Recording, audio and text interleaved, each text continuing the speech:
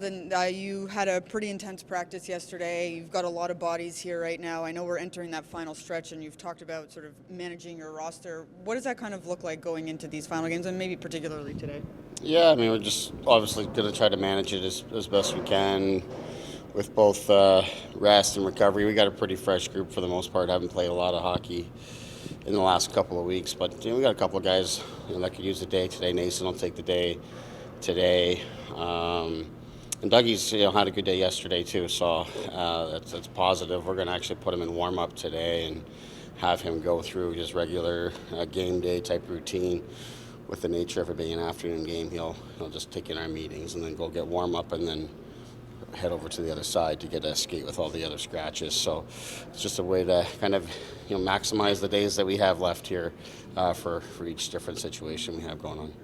And you said on Friday, I'm sorry, Mike, you liked your 5-on-5 play. What specifically did you like about what the team was able to do, and what more would you want to see at 5-on-5?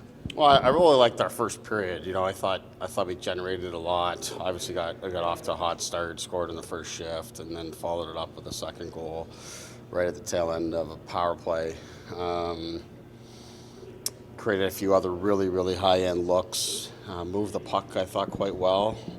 I guess what I didn't like is just we weren't able to build on it. We sort of took a step back and got a little bit slow in the second and third periods offensively. But I certainly liked the fact that we got off to a good start. I mean, obviously it went without saying that we didn't like the Boston start in particular, and for our guys to come out as aggressively as they did and take control of the game.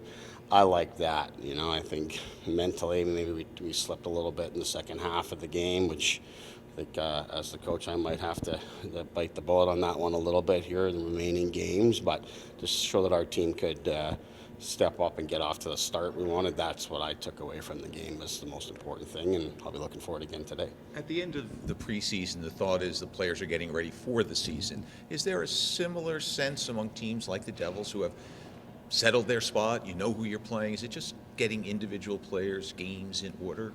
Yeah, I think it's a combination. Each guy's a little bit different.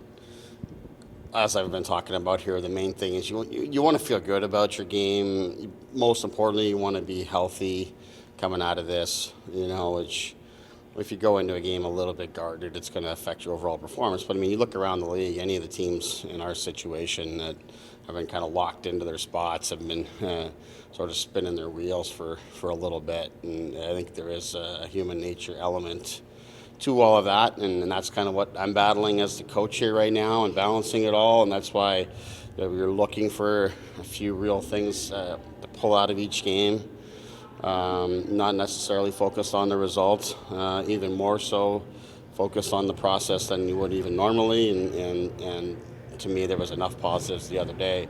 I think another night we probably score a power play goal or two, and we're better on the penalty kill, and we walk out of that game feeling pretty good about it. So, today is just another opportunity for our guys to get out there and get some game action and hopefully feel good when they leave here this afternoon.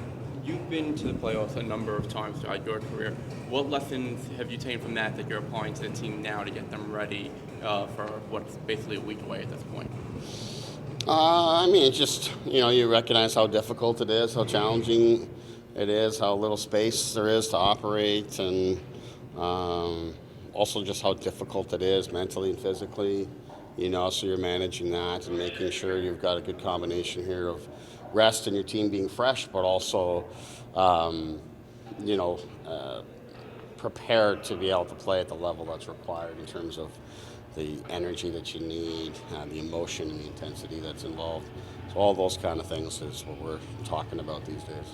You talked about the process just a bit before.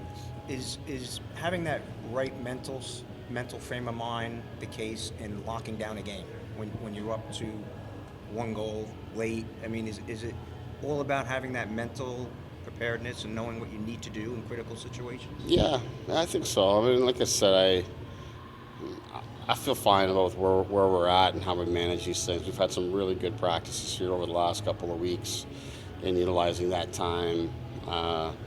You want to be mentally focused. You want to be sharp. You want to be prepared for each situation, know how to handle it, even if some of the execution maybe is off or the intensity isn't quite to the level of what you need to have in a playoff game.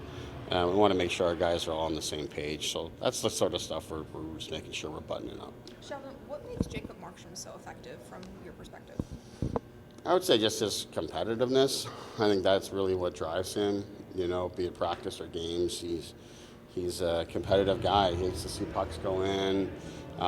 He wants to be in the net. He wants the battle. He wants the challenge.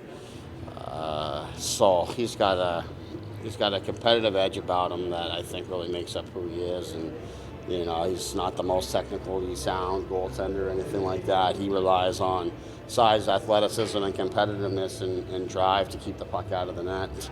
And that's why you see his ability to make these saves. That you think he's down and out, but he has second, third efforts to get there, and he's got the athleticism and the body to make these saves. So that's really what I've seen from him. And then just he's a great person. He's a great teammate. He pushes and challenges the group and his teammates in a positive way because he demands greatness, and that's what you really like. And he's a great leader for us in that way, not just in his ability to stop pucks. Is he starting today? He is starting today. Yes. Who will draw in with Mason out? Dowling.